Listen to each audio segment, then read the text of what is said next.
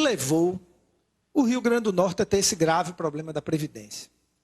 Eu hoje decidi fazer um pronunciamento um pouco mais longo, um pouco mais tranquilo aqui, porque eu acho que o conjunto da sociedade merece saber o que é que está acontecendo. Eu vi servidores semana passada, alguns até dizendo assim, aumente a alíquota, diminua meu salário, porque na prática há um aumento de alíquota de 25%, ela vai de 11% para 13%, ela tem um aumento de 25% de majoração. E teve servidor que disse, olha, para pagar meu salário eu faço qualquer coisa. Levaram os servidores ao desespero pelo aceitar qualquer coisa. E a gente precisa dar um esclarecimento o que levou o Estado a isso.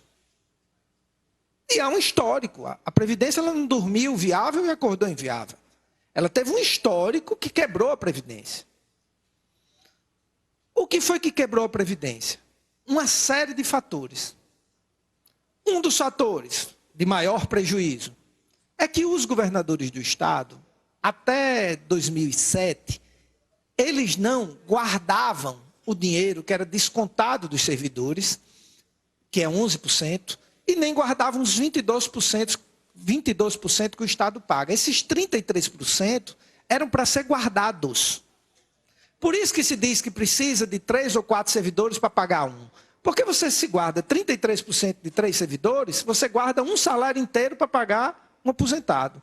Se isso é guardado e aplicado, você teria hoje uma fortuna e a gente teria zero problema de previdência.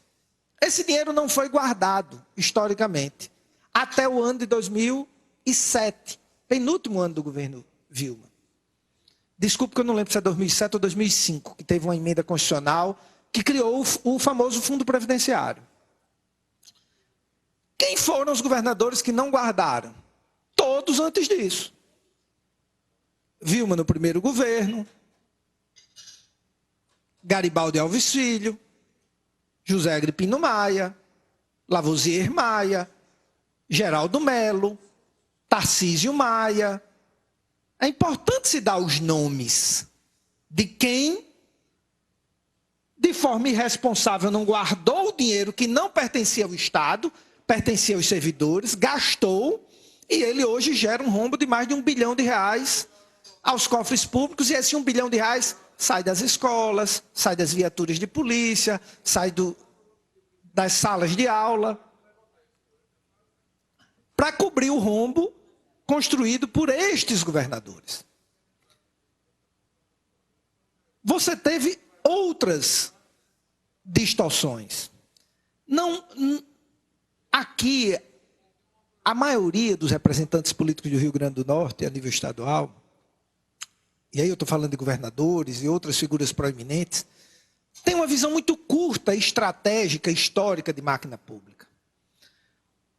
O mundo, não é o Rio Grande do Norte, ele tem um problema demográfico. O que é o problema demográfico? As pessoas estão ficando mais velhas e tendo menos filhos. O mundo está ficando mais velho. Você vai ter, em pouco tempo, mais gente mais velha do que jovem. E claro que essa mudança demográfica exigia uma estratégia de articulação de alicerces para a máquina se manter. E essa estratégia nunca existiu. Porque aqui, a sociedade não exigia isso da classe política. Porque fazer campanha no Rio Grande do Norte era jogo de futebol, quem é verde, quem é vermelho, quem tem a música bonita, quem é da família tal, porque a gente vive inúmeras oligarquias aqui no Rio Grande do Norte, se faz política familiar aqui até hoje. Então, ninguém se preocupou em eleger representantes preparados, com visão de mundo, com visão estratégica e que conhecesse e que entendesse a transformação demográfica que o mundo estava sofrendo e que não tinha como viabilizar a Previdência com os jovens pagando os salários dos mais velhos, as aposentadorias dos mais velhos. Porque nós vamos ter, a partir de agora, mais gente mais velha do que gente jovem. Não se teve essa visão estratégica. E por isso que os ex-governadores foram comendo o dinheiro da Previdência. E nenhum governador, até hoje, inclusive o atual, teve coragem de rediscutir um novo modelo de previdência. E é por isso que a gente está com essa conta hoje. Veio um projeto de lei para cá. Em vez de a gente rediscutir estrategicamente toda a Previdência, o governador achou o caminho mais simples. Qual? Bota aí no contra-cheque do cabo, descontado no salário dele, aumentado de 11 para 14. Como eles estão desesperados atrás do salário atrasado, eles terminam aceitando. O governador disse, parece que é verdade, com a exigência do governo federal. A gente tem uma bancada federal que, na sua maioria, não briga pelo Rio Grande do Norte. Muito pelo contrário. A gente tem notícia de bastidor que teve senador da República trabalhando no TCU para não ser liberado esse dinheiro. Senador da República, que é candidato ano que vem, trabalhando contra. Todo mundo no bastidor político sabe quem é. Se eu tivesse prova, eu dizia o nome aqui, mas muita gente deve imaginar quem seja. Trabalhou contra. Uma bancada federal fraca mais do que caldo de biloca, com exceção ou outra. A maioria trocou cargo pelo povo do Rio Grande do Norte, carguinho federal aqui e acolá. Em vez de peitar Michel Temer, dizer não exija isso. Eu não vou falar da senadora Fátima Bezerra, sem querer dizer que ela também não tem as suas culpas. Mas Garibaldi e Agripino, pelo amor de Deus, é de matar a gente de vergonha. Dois homens poderosos. Um foi presidente do Senado, outro presidente nacional do partido. No Senado, eles são do tamanho dos senadores de São Paulo. Não deram um pio sobre esse problema. E os dois vão votar a favor da reforma da Previdência Nacional. Importante dizer isso. Os dois são a favor. Publicamente. Então, a soma de uma bancada federal fraca e de um governador que é tão ou mais fraco do que os senadores, empurra a conta só para o servidor. Feitas essas considerações, a gente também tem a obrigação de fazer sugestões. Porque não adianta aqui eu estar só criticando. Não adianta eu dizer o que está sendo feito de errado, o que foi feito de errado. Porque não vai mudar. O desastre que os ex-governadores fizeram com a Previdência, Garibaldi Alves Filho, José Agripino Maia, Tarcísio Maia, Lavoisier Maia, Geraldo Melo, o primeiro governo de Vilma de Faria, Tarcísio Maia, não vai resolver o problema. É preciso olhar para frente, não cometer a arbitrariedade de iniciar o processo de reformulação da Previdência com a conta só para os servidores. Eu acho que em um determinado momento, os próprios servidores têm que repensar a Previdência, mas a gente tem que começar de cima para baixo. Quais são minhas sugestões? Cada poder pague sua Previdência. Não é justo, e digo isso com todo respeito, o Ministério Público fazer o que ele fez esse ano. Não é justo. Ele precisava desafogar suas contas, fez um plano de aposentadoria premiada, indenizou promotores para eles se aposentarem e jogou a conta para a Previdência. Não é justo o Ministério Público fazer isso. Digo isso com todo respeito. Ele empurrou a conta para o Poder Executivo. Ele empurrou a conta, sabe para onde? Para o dinheiro das estradas, para o dinheiro das escolas, para o dinheiro da saúde. Quer dar salário alto e quer aposentar? Cada poder e cada órgão que tem autonomia financeira pode fazer. Pague a conta. Tire do seu orçamento. Então eu defendo que cada poder pague os seus aposentados. A Assembleia, o Ministério Público, o Tribunal de Contas e o Tribunal de Justiça têm uma média salarial muito superior aos enfermeiros do Estado, aos médicos do Estado, aos engenheiros, aos policiais. Quando eles se aposentam, a conta vai para o Executivo. Cada um pague sua conta, faça seu planejamento. Essa é uma discussão que tem que ser feita. Segunda, a gente precisa aprovar a Previdência Complementar. A Previdência Complementar protege os atuais servidores. Ela já está na maioria dos estados. Ela já está há muitos anos implementada no governo Lula. É importante que se diga isso. No governo federal. A Previdência Complementar, ela não é nem objeto da reforma da Previdência atual. Porque ela já está valendo. E ela protege os atuais servidores. Porque ela não...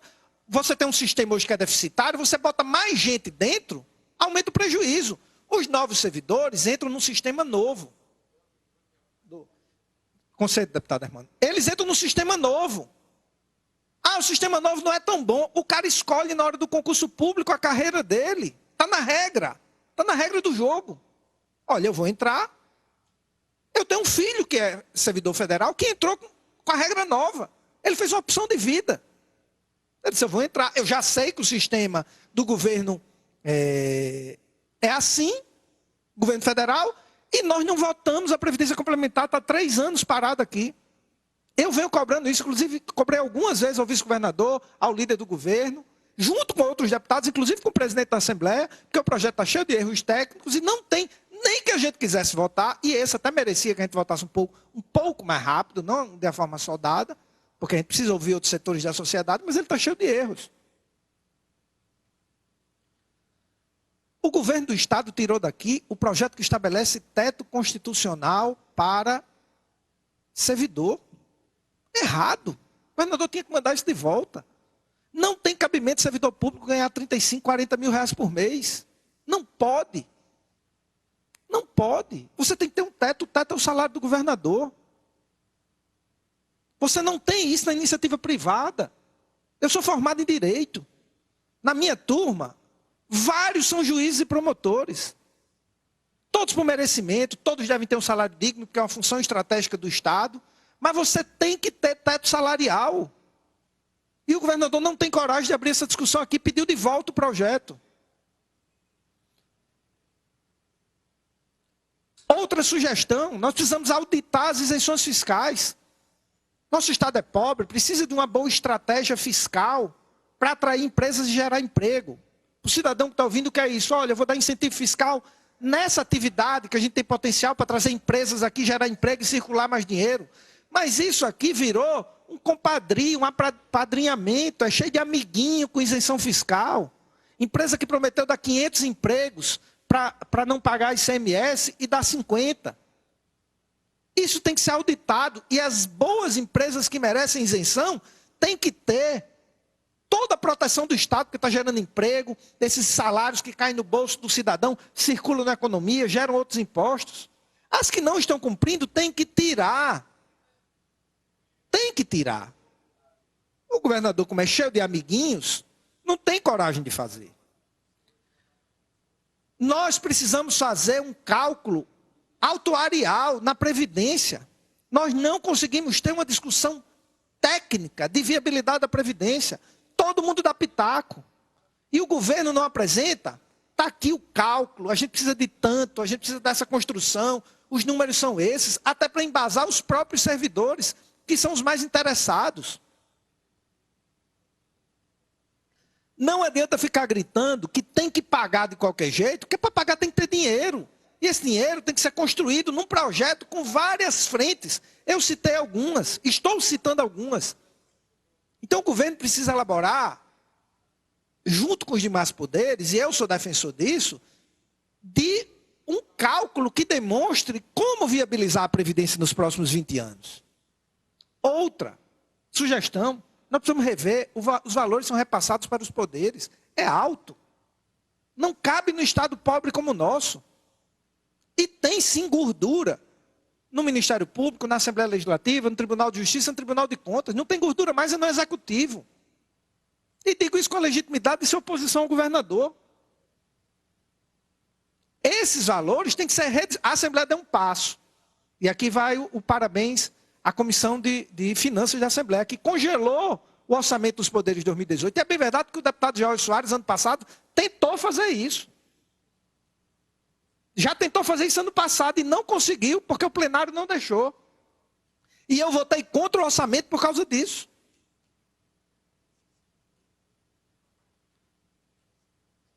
Por fim, nós precisamos reformular e modernizar a política de recursos humanos do Estado. Todas as corporações e instituições do mundo estão adotando novos modelos de recursos humanos, de gerenciamento de recursos humanos. Melhor aproveitamento da mão de obra, melhor aproveitamento dos potenciais, uso de tecnologia para otimizar a mão de obra existente. Não tem dinheiro para contratar mais servidor. Apesar de algumas áreas ser dramaticamente necessária a contratação, como, por exemplo, a área de segurança. Então, nós precisamos aproveitar os servidores que nós temos deixá-los em uma situação confortável e maiores, com maior aparato tecnológico, com mais treinamento, fazer o que tem render. Fazer o que tem render mais, porque não tem como contratar mais. Deputado Kelps, me conceda uma parte. Concederei, deputado George. Então, eu fiz essa construção histórica aqui, a crítica, e apontei caminhos. Esses são os caminhos únicos e os melhores e os salvadores? Não, mas eu estou apontando caminhos. Eu estou dando sugestões. E esse é o debate.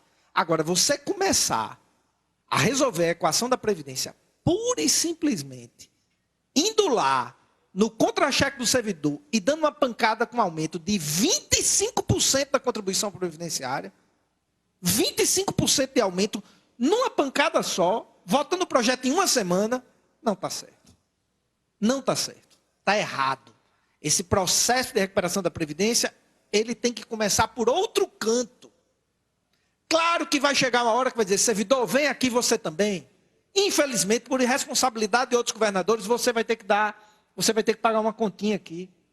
Mas olhe que antes da gente sentar para conversar com você, a gente exauriu todas as outras gorduras e possibilidades. Todas as outras. E só então, se estas não forem suficientes, é que a gente vai lhe chamar para a gente construir uma previdência nova para lhe proteger. E não para lhe punir. Para lhe proteger. Essa é a discussão que eu acredito e que eu defendo. Respeitando absolutamente quem discorda disso. Mas a gente não pode ter aqui um debate raso, rasteiro, curto. Porque esse debate curto, ele não resolve o problema. Ele não resolve o problema. Em março, mesmo que viesse esse dinheiro, mesmo que venha esse dinheiro, em fevereiro ou março o salário está atrasado de novo. Com solidariedade